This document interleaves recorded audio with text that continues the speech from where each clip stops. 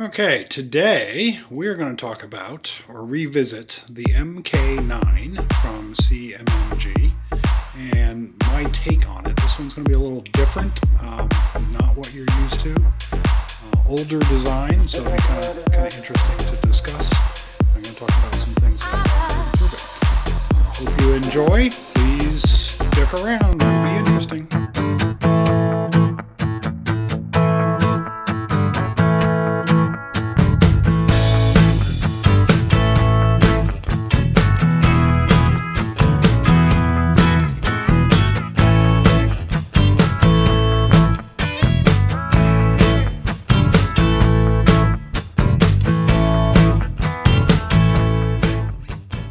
Okay, welcome back there, Alamanians. So, got something kind of interesting here today. I wanted to show this because A, I really like this gun, and two, it's almost a historical relic at this point. Even though it looks all very modern-y and technically, it's sort of it comes from a time period where a lot has changed since I put this gun together and built it.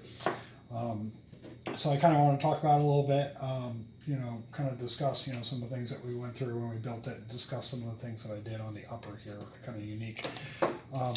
But anyway, I wanted to point out that this is a CMMG Mk9, and it came to me as a stripped lower receiver from them. You can see markings on here, and they still make the Mk9 today, but now it is now the Mk9 Banshee, which is a great leap forward in the realm of pistol caliber carbines, that they actually have a radial design blowback. But this one comes from before they released that new version. And at the time when I built this, it was cutting edge in the sense that they were the only people making a dedicated 9mm AR-15 lower, and it was before the advent of Glock mags. So your only choice was to use the Uzi mags and have them converted. And you can see I have a bunch of them here. You could buy a Pro Mag one here that's made out of polymer, which I don't really like too much, but it still works. Or you could get the Uzi mags, and you'll see you'd have to cut a hole in them here for the magazine release, and then you had to get a Dremel tool and bevel out the back there to allow room for the bolt to go through the magazine. But this is nice because it's got a flared mag well, and you can just, once you get the magazines to fit right, you can just lock them in, and they work quite nicely. Other options at the time were to get a regular AR-15 lower, and you could buy a little piece that would slip down in here and clamp inside with two screws, but I really didn't like that idea. I wanted something a little more dedicated, so I went with the whole Colt Uzi mag conversion.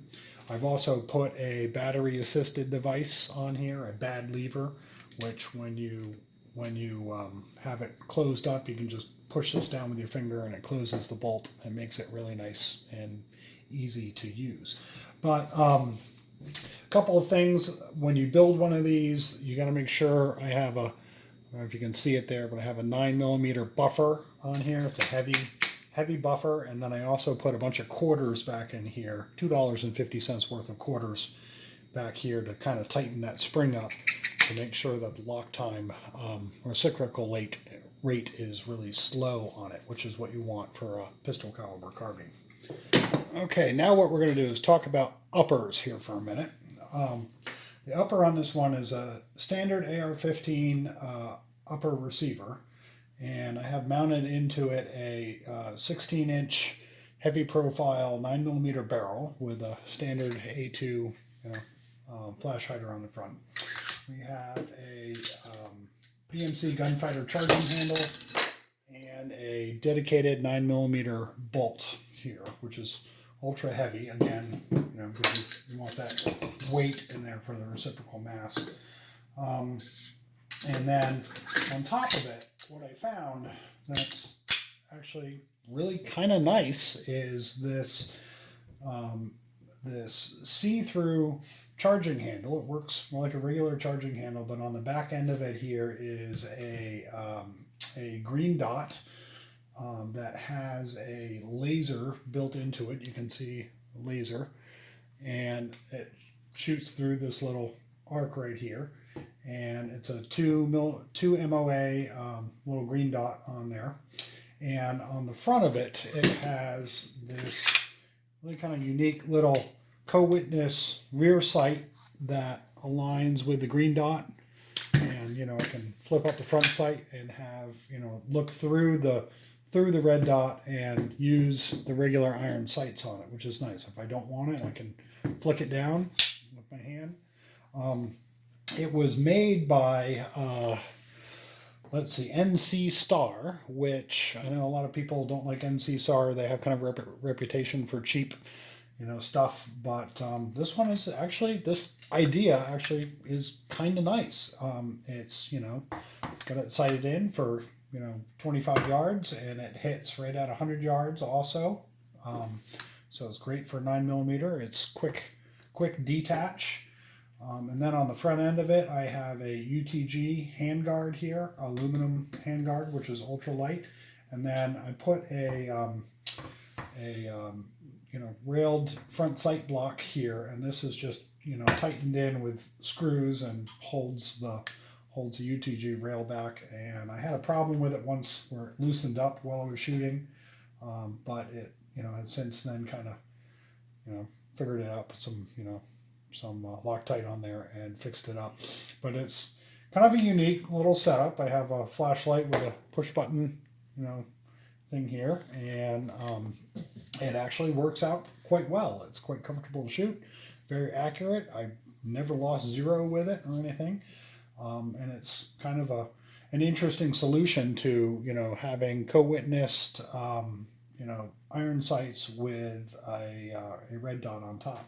The rear sight is adjustable for windage here with a little, you know, Allen wrench, so I can do windage and then elevation on the front sight like an AR-15.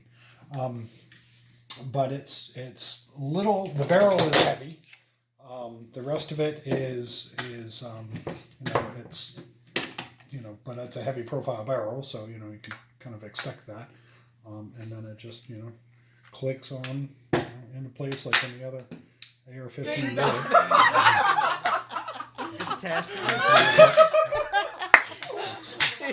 That's good.